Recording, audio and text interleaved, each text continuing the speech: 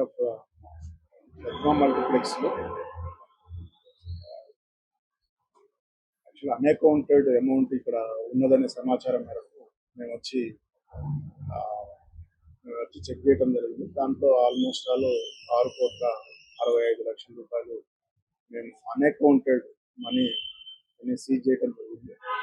అది మేము ఇమీడియట్గా ఈరోజు కోర్టులో డిపాజిట్ చేస్తాం. వాళ్ళు ఎలా వచ్చింది ఏందనేది అకౌంట్ చేసి వాళ్ళు కోర్టు ద్వారా దాన్ని రిలీజ్ చేసే అవకాశం ఉంటుంది. దాన్ని ఏ రకంగా వచ్చింది ఏందనేది విచారణ లేదు.